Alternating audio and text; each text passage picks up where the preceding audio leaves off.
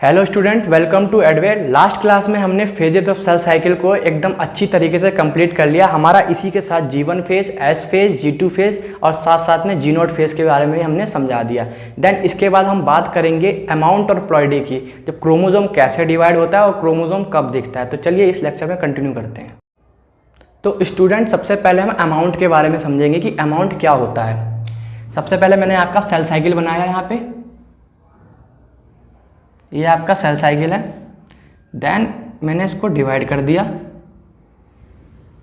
ये है आपका M फेज, ये है आपका G1 फेज, ये है आपका S फेज और ये है आपका G2 फेज।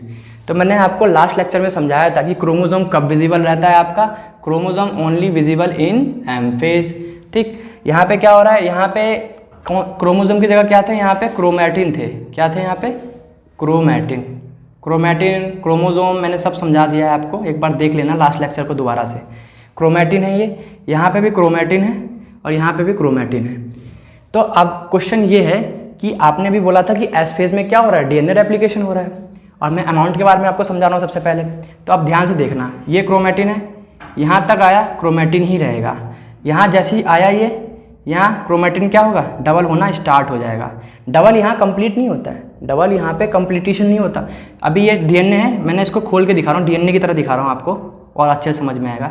ये है आपका डीएनए पहले वाला जो यहाँ से उठ के आया है। अब इसका मैं क्या कर रहा हूँ, इसका मैं डिवीज़न कर रहा हूँ। तो ये ऐसे थोड़ा सा होगा, इसका डिवीज़न थोड़ा सा होगा, थोड़ा सा। जैसे ही एस फेज खत्म हो जाएगा ना, जैसे ही आपका एस फेज खत्म होगा, एस फेज से जैसे G2 फेज में आया, तो ये आपका ये जो डीएनए है ये डबल हो जाएगा,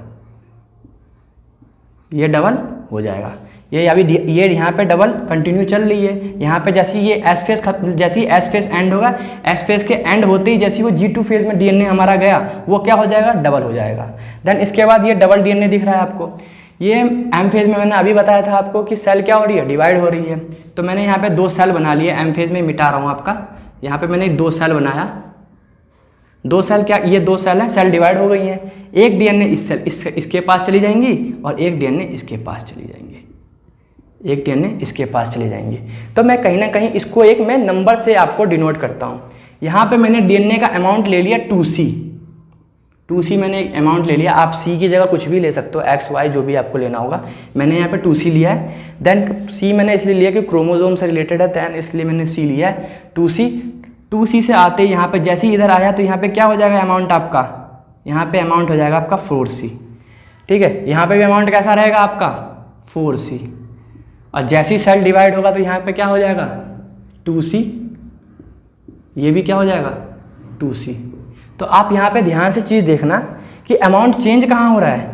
एस फेज में आपका अमाउंट क्या हो रहा है, चेंज हो रहा है एस फेज में, और साथ साथ में कौन से फेज में अमाउंट चेंज हो रहा है, M फेज में हो रहा है। और आपका डीएनए का अमाउंट कांस्टेंट कौन से फेज में है, G1 फेज में है और G2 फेज में है। तो मैं इसको दोबारा से लिखता हूँ कि आपका G1 में क्या था, आपका अमाउंट कैसा था 2C था। G2 में अमाउंट क्या हो गया आपका 4C हो गया। और ये 4C अमाउंट कर कौन रहा है, एस फेज कर रहा है। कौन कर रहा है, एस फेज कर रहा है। इसको दोबारा से मैं लिख के समझा रहा हूँ। G1 अमाउंट में, G1 में एंड G2 में आपका जो डीएनए का अमाउंट होता है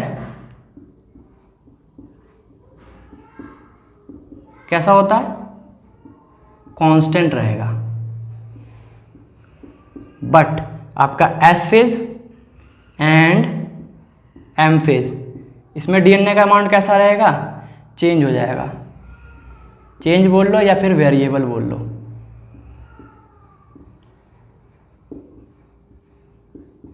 यहाँ पे अमाउंट कैसे है, देखो यहाँ पे 2C से 4C में जा रहा है, बट यहाँ पे 4C से कैसे में जा रहा है, आपका 2C पे जा रहा है। ये चीज़ आपको समझ में आ गई होगी। इसको मैं ग्राफ से अभी दोबारा समझाऊंगा, पहले इसका स्क्रीनशॉट लो।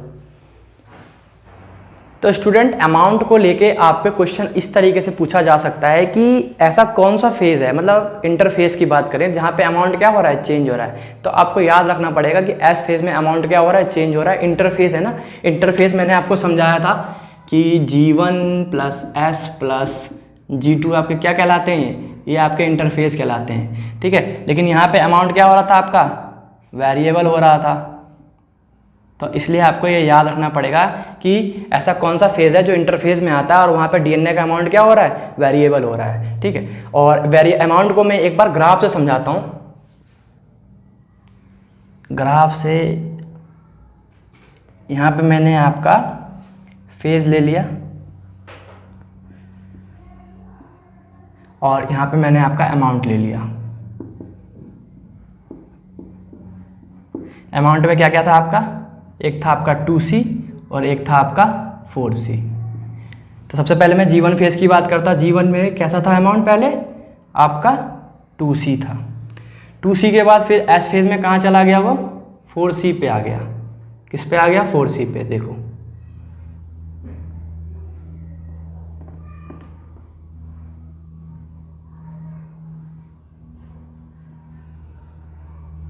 अमाउंट कैसा है, 4C पे आया है यहाँ पे।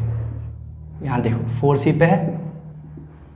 देन ये फिर 4C से कांस्टेंट है यहाँ पे अभी। G1 S G2 पे भी कांस्टेंट है, 4C है अभी। फिर M फेज़ में आया तो डिक्लाइन आ जाएगा यहाँ पे। किस पे आ जाएगा फिर, ये 2C पे आ जाएगा। ध्यान से देखना,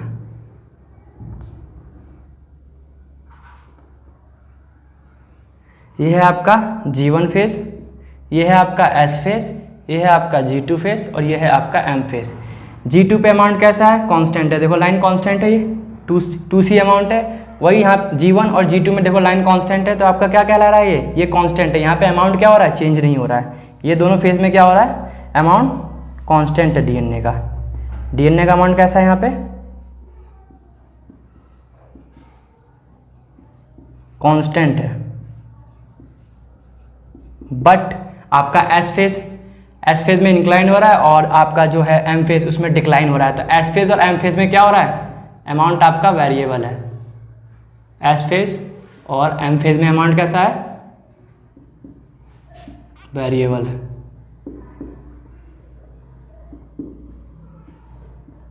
किसका, डीएनए का।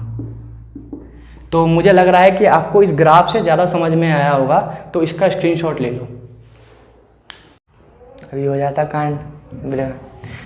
तो स्टूडेंट अब हम बात करेंगे प्लॉइडी के बारे में। प्लॉइडी आपका आपने सुना होगा, अब तक तो सुन लिया होगा काफ़ी सारे चैप्टरों में। हैप्लॉइड डिप्लॉइड हर चैप्टर में कहीं ना कहीं आ जाता है। चाहे तुम बॉटनी के चैप्टर्स ले लो या फिर जूलॉजी के चैप्टर्स ले लो, तो उसके बारे में समझेंगे कि प्लॉइडी होता क्या है। तो उसका कंसेप्ट यहीं से जनरेट होता है, इसी चैप्टर से। तभी मैंने इस चैप्टर को सबसे पहले लिया है। सबसे पहले मैंने आपका सेल बनाया यहाँ पे। ये है आपका एम फेज़, अभी बना रहा हूँ, बनाया नहीं मैंने। ये है आपका एम फेज़, ये है आपका G1 फेज़, ये है आपका S फेज़ और ये है आपका G2 फेज़। तो मैंने अभी आपसे कहा था कि क्रोमोसोम नहीं दिखते हैं, क्रोमैटिन दिखते हैं।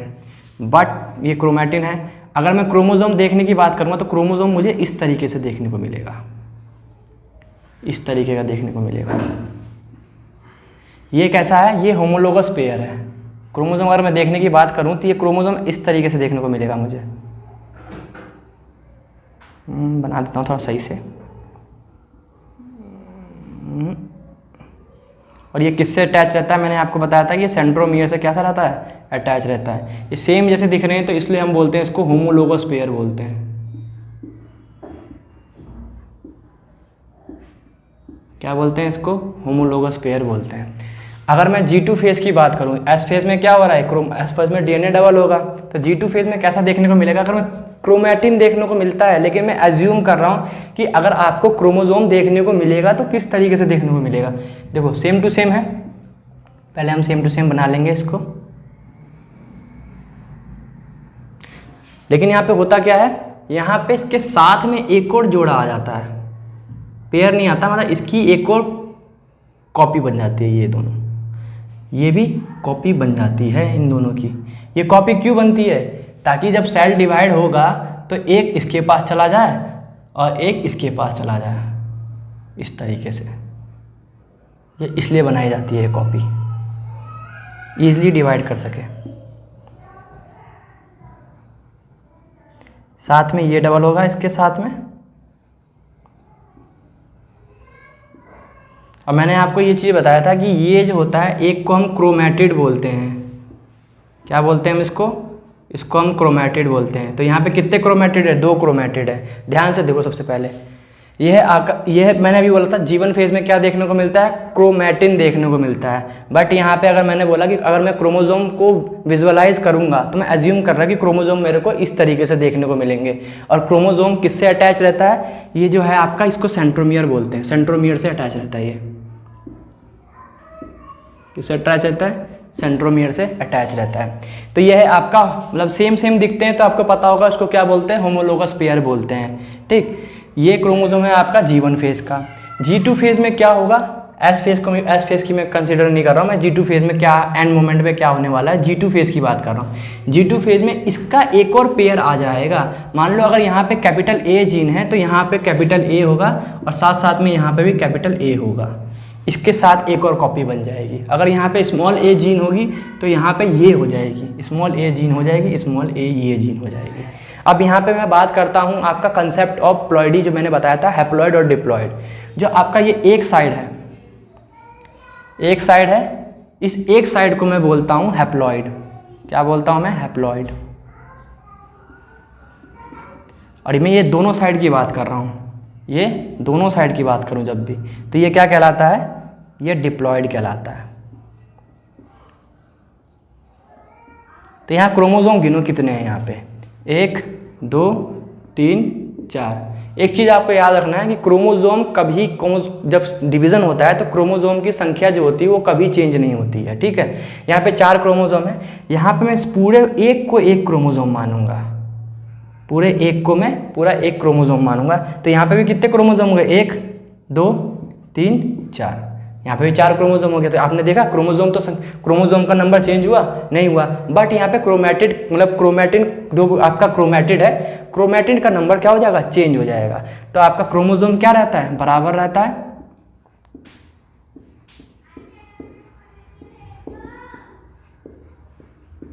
बट जो आपका क्रोमैटिड जो रहता है वो क्या रहता है? वो वेरिएबल रहता है। एक साइड को क्या बोला है यहाँ पे? हैप्लॉइड बोला है, और इस दोनों पूरे साइड को क्या बोलते हैं? हम डिप्लॉइड बोलते हैं। ये कैसे क्रोमोसोम्स हो गए? ये आपके डिप्लॉइड्स हैं।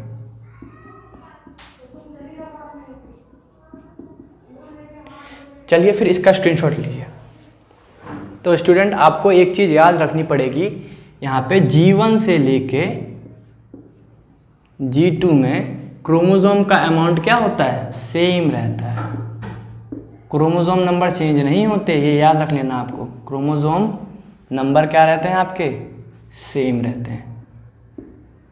बट मैं अगर अमाउंट की बात करूं तो अमाउंट कैसा रहता है? वेरिएबल रहता है।